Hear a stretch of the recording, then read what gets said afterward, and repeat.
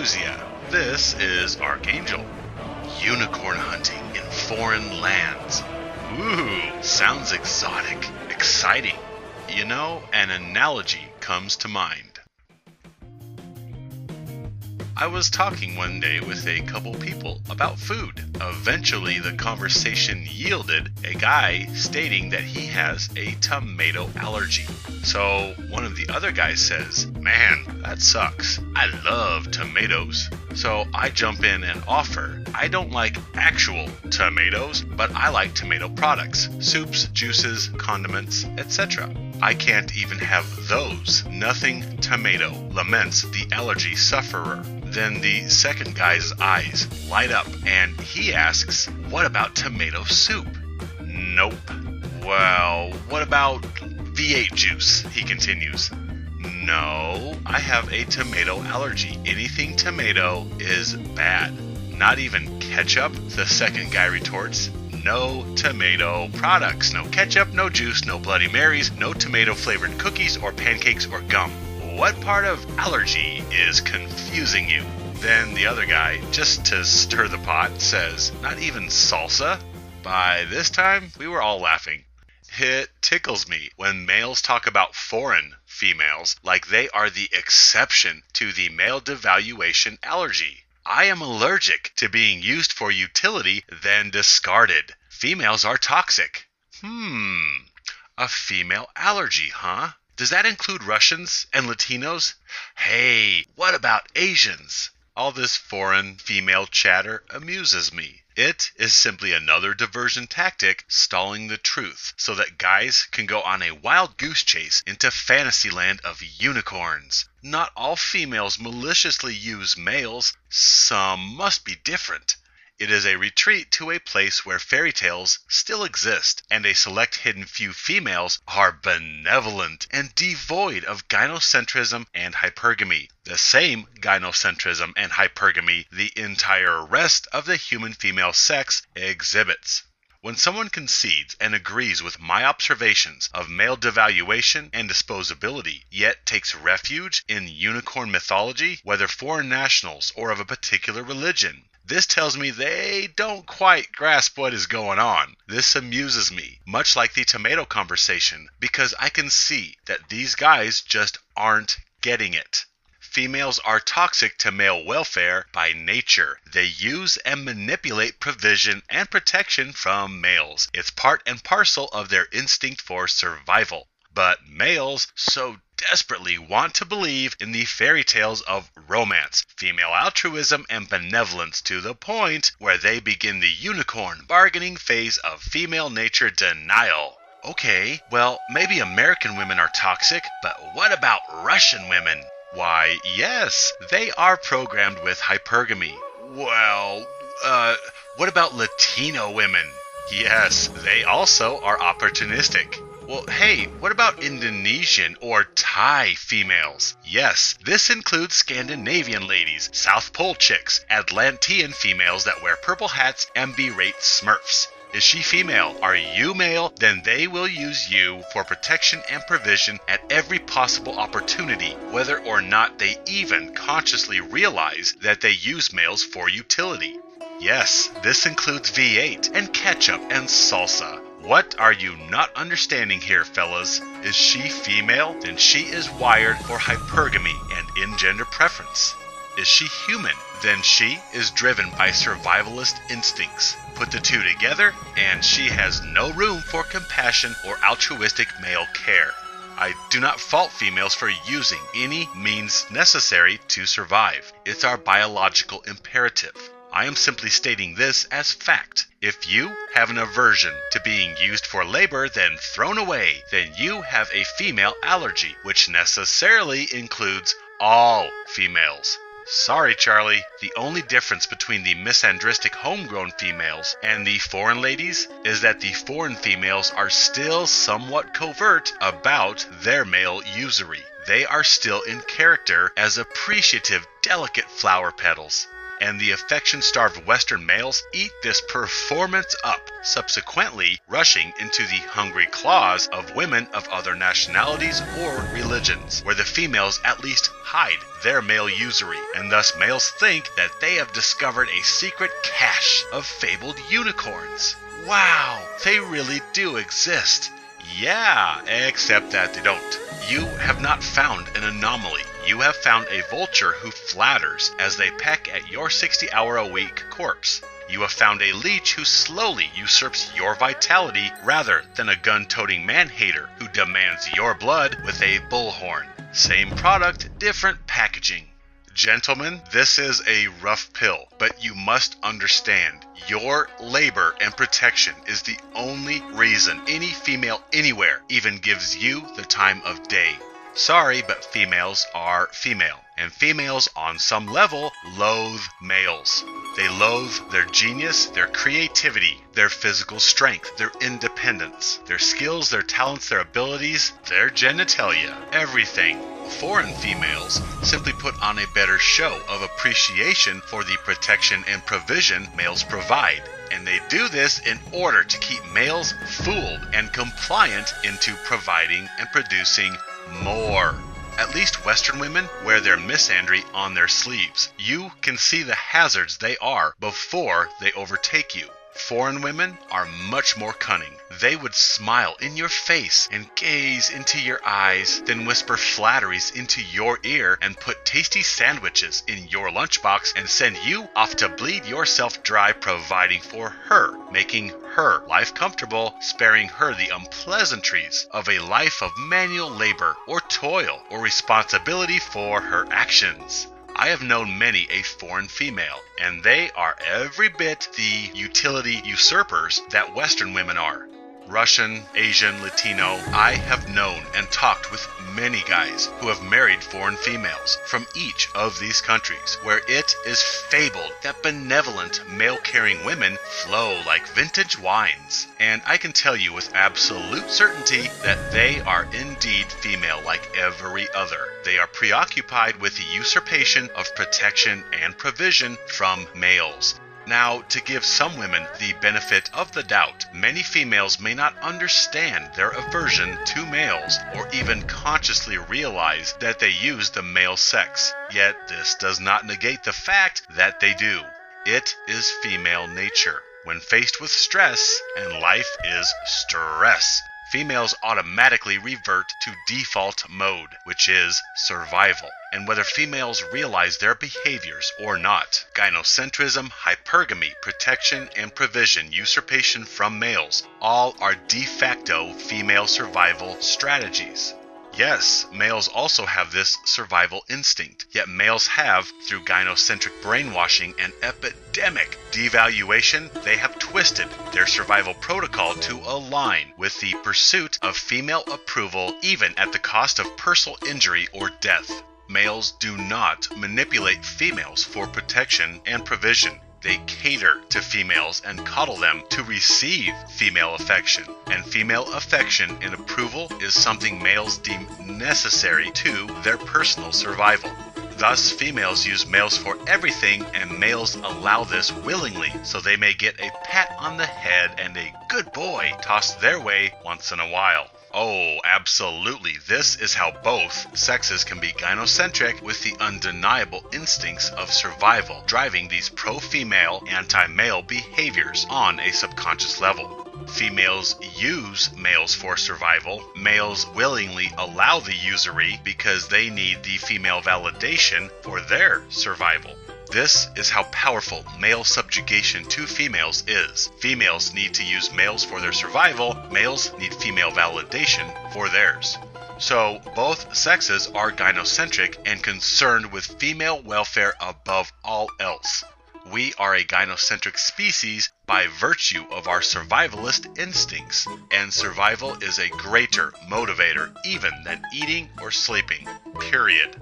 Moreover, foreign women prove hypergamy by seeking Western men. They seek advancement in life, and America is the supposed land of riches and luxury. So females peddle themselves on these foreign bride websites because they absolutely want to upgrade from some little slum in Colombia or a little frozen town in Siberia. They will give all kinds of plausible excuses why they search for Western men. Oh, the crime, the poverty, hazards of all kind which surround them in their home country. All of this will pull at the heartstrings of Western men who will don their armor and ride to the rescue. Or these foreign women will paint the ambient males of their country as drunks or chauvinistic abusers, which again compels males with the urge to swoop in, sword of righteousness drawn, to save the fair maiden forced to scrub the floor for her wicked stepmother and jealous sisters. Furthermore, the native males are all delinquent drunks explanation proves hypergamy in its very structure. These females are not satisfied with the alcoholic males. They want a better provider who doesn't distract his misery with spirits, but rather a coherent male that can spend all his time focused on her whims, not the bottle. What, are there no good, honest, pure-hearted foreign boys willing to eke out a living sweeping sidewalks to support these oppressed foreign females? Oh, there are, but females want more, better. Just think about it. Why would a female solicit to uproot herself from her home, her family, her people, and pride, then move around the globe? For what? Love? Silly wabbit. Naivete looks so cute on you. Hypergamy is actually females exhibiting their Jefferson programming.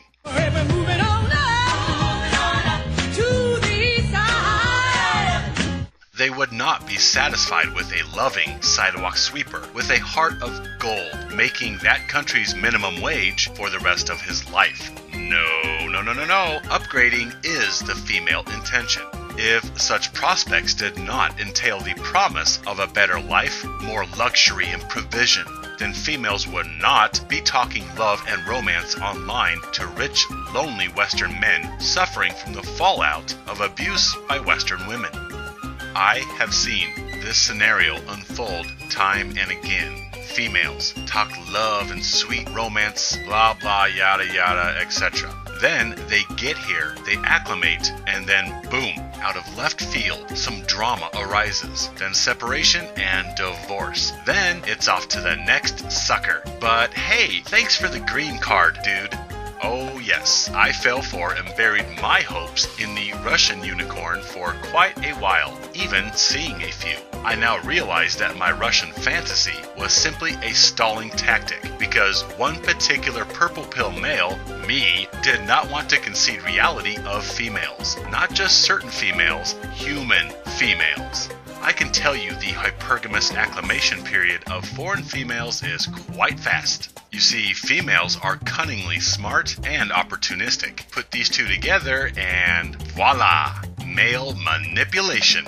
So these foreign females are introduced to a new environment surrounded by convenience and technology and luxury that they may not have known before, and suddenly their head is spinning with possibilities and opportunities that do not include monogamous commitment to you with your pathetic tender feelings and romantic heart. This has been confirmed to me by nearly every male I have been able to quiz about their mystical foreign unicorn.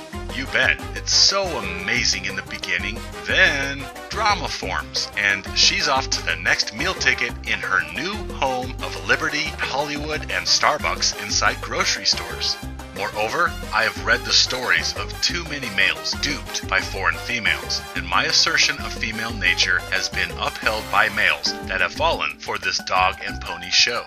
Hey, a female searching for a better life is great. More power to her. Absolutely. Pursue what you want and settle for nothing less than what you aspire to. I am not demeaning females searching for more or better. I am simply stating that hypergamy is reality. Love, romance, soulmates, these are not. Unicorns are still mythology, regardless of country or theology, like conservative religion. Yeah. like any courtship. It's all sweetness and manners and fine china in the beginning. Then familiarity, bad breath, and dishes in the sink causes the oxytocin to start running dry, and the veneer of this love high is replaced by the monotony of life bills and improperly squeezed toothpaste tubes, and suddenly her hypergamous, gynocentric nature comes screaming to the surface. Or if a female gets lucky and finds a particularly rich man to ferry them away from China or Brazil or St. Petersburg, they will put up with the monotony by attaching themselves to his wallet and settling down for the long haul of monetary usurpation.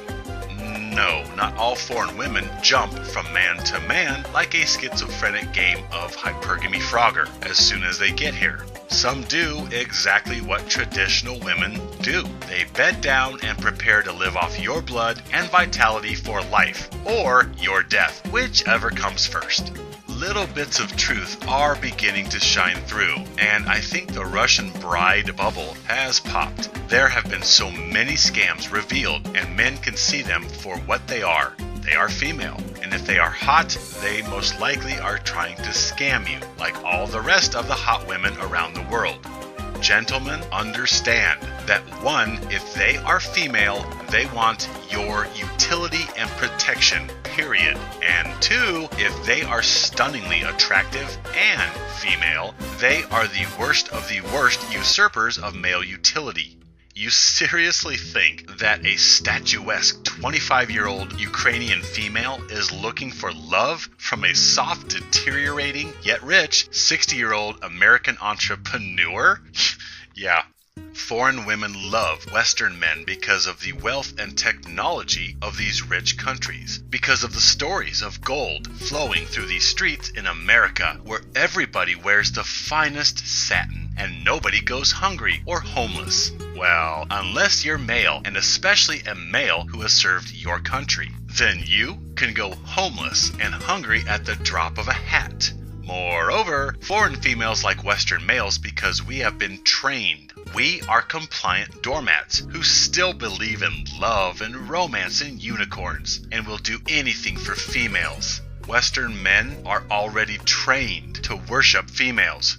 Western males are the weakest, most pathetic simps out there. So, hot foreign females see that Western men are ripe for the plucking, and they swoop in to take advantage of the kind-hearted blue and purple pill males. Ironically, foreign females prey on the most abused and broken-hearted males. Hot American guys are already up to their eyeballs in coddling and pampering hot American females. They don't need any more.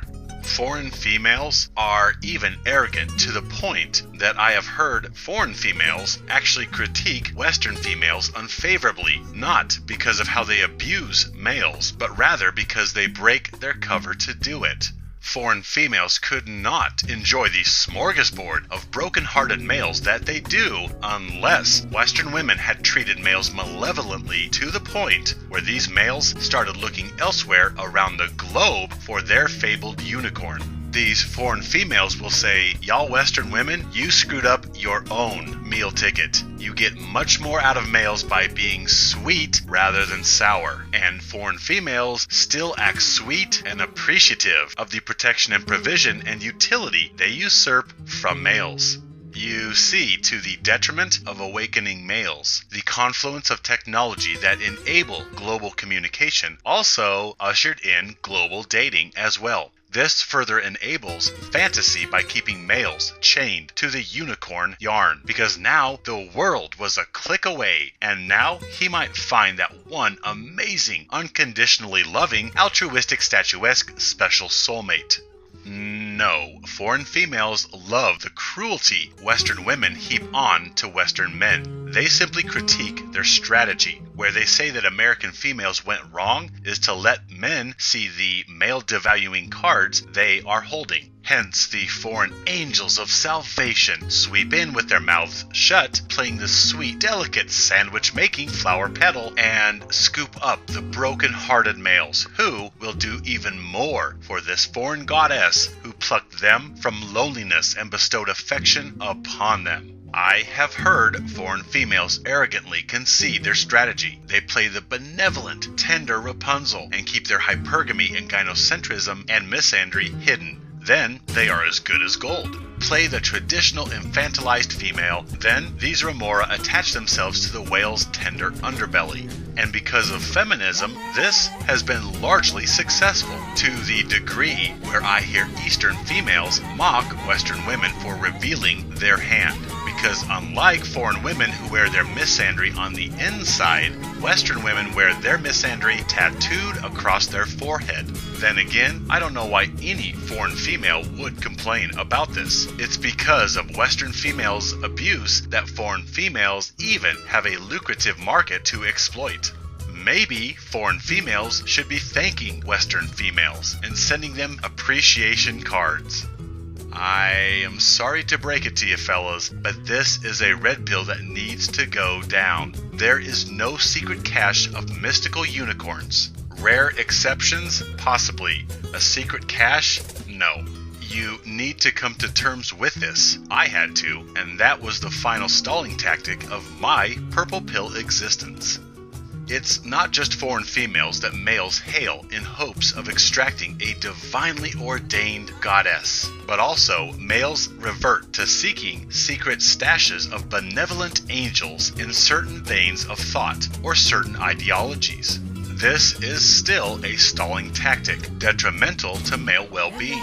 Females are female. You have to accept this. No mommy is coming to rescue you. No female anywhere in the world is going to heal your wounds of devaluation, nor reverse your disposability in the eyes of the world.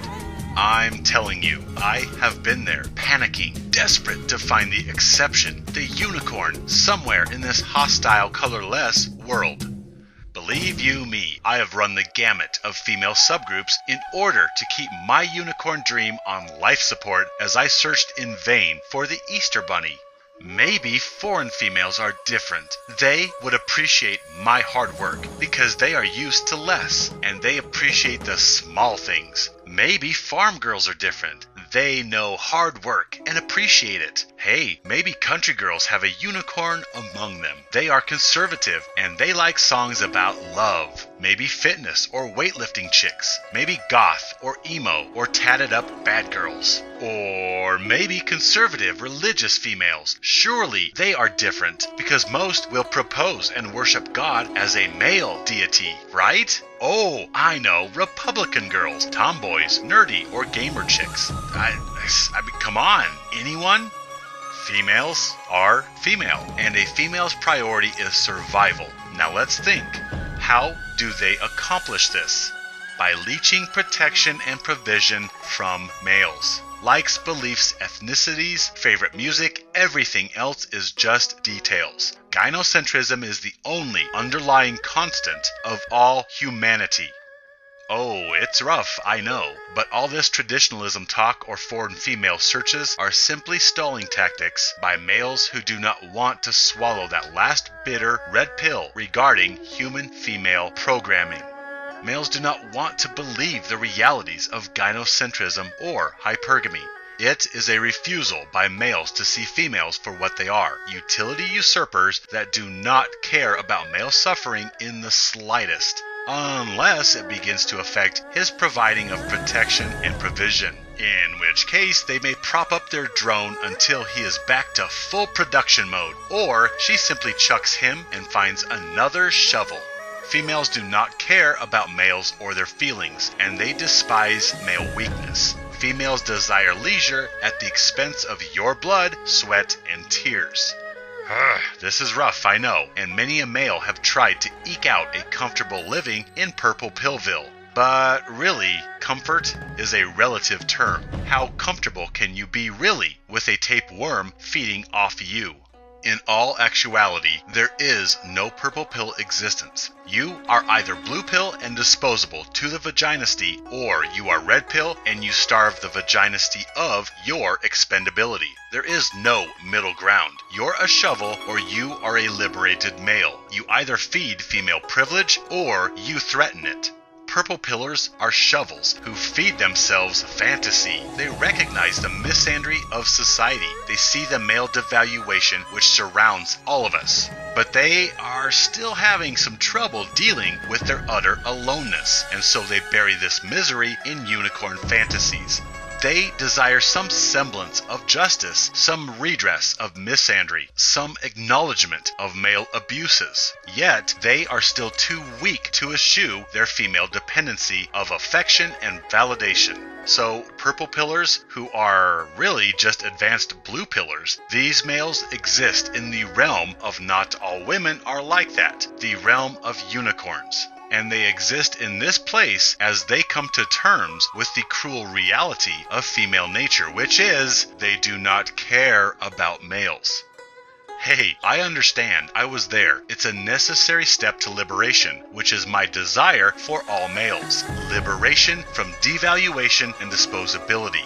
So here's the thing. Females want your labor and money. Some may demand it at man-hating rallies. Others may push a vacuum and make a sandwich once in a while to get it. But make no mistake, if she is female, her priority is not male well-being. Even if she is aware of her manipulation of males, or her hypergamy, or of the underlying programming that drives her actions, still, on a subconscious instinctual level, she seeks what all living females seek: survival. And that survival is balanced upon males' backs because males are taller and have bigger biceps, and as we can blatantly see, they are easy to manipulate with a blushing of the cheek or a flick of the hips. So what, you may ask yourself, is my big plan? Well, you have to swallow reality of females and see that romantic love between the sexes is propaganda. It's fairy tale. It's a false yarn spun to keep males producing in order to maintain civilization. And my devious agenda? Well, it is simply this. Stop selling male-female interactions as love or romance or divine ordinance or soulmates. Educate males about female programming and the chemical highs of courtship. It is the intoxicating chemicals of lust and courtship that we maliciously label as love and romance and cosmic stars-aligned soulmates. Quit with the fairy tales and educate males about the reality. Then let them make up their own minds about interactions with the apathetic black widows. Simply educate males about male-female interactions. How hard is that? Foreign females are the last chance saloon for advanced purple pillars whose unicorn dreams are in their final death throes. I feel your pain. I have been there. Then I had a turbocharged awakening and a simultaneous discovery of male empowerment and liberation. Suddenly, everything clicked. Now, I am a warrior assisting other males with picking the locks that keep the shackles affixed to their ankles. I do not dislike or hold ill will against females. They have the right to existence just as males, and they are absolutely justified in using any and all means at their disposal to effect survival and indeed flourish in this hostile existence. No, I am displeased at males falling for the illusions and falsehoods of romance and altruistic female benevolence that we males like to tell each other. I have no animosity towards females, nor their programming, any more than I hate sharks for existing. They merely are, and they do what they do. Simple as that. Educate males and work around these realities. I merely labor to inform males of feminine nature, not feminine fantasy. Nope. Sorry, no unicorns, only varying degrees of imposter mares with plastic horns duct taped to their foreheads. But hey, good luck with that, fellas. Good luck with that unicorn you found in Argentina, or Hong Kong, or Crimea. Black, white, red, Asian, Russian, tall, short, blonde hair, hazel eyes, Christian, country farm girl, educated, Comic-Con attendee. If she is female, then she comes fully equipped with female survival programming, which means gynocentrism and hypergamy. you will eventually learn that if she is a female who is talking about romance and love, she is an opportunistic vulture looking for roadkill. All the ifs, ands, or buts a person may retort with simply demonstrate a failure to grasp these truths. Yeah, but what do I know? Oh, you bet! Maybe there is a Russian, Asian, or Latino, or South American unicorn. Maybe you will hunt one down in an Aboriginal tribe along the Nile. Or maybe there is a unicorn that works for Merry Maids. Maybe she goes to synagogue, or she is LDS. Or maybe man-loving unicorns are still prone to classical music and waiting for you on MozartLovers.com. Maybe washed-up porn stars, or bank tellers, or political rallies is where you will find that one true special exception. Good luck! Ask yourself one question. No matter where you find her, or what her background, upbringing, or belief system, or preferred brand of cat food is, no matter what she tells you, ask yourself this: is she a human female? Then she likes you for your protection and provision, not for your personhood, or your tender feelings, or your dreams, or your favorite color, or for things that you used to do when you were a kid, or for your ability to flare your nostrils, or your ability to impersonate Arnold Schwarzenegger. Are you a human male? Is she a human female? Then you are a shovel to her, period. But hey, if you want to play the unicorn game and grasp at straws, knock yourself out. What about V8 juice? What about ketchup? How about salsa? My friends, my brothers, stand with me, live free. We're moving on up.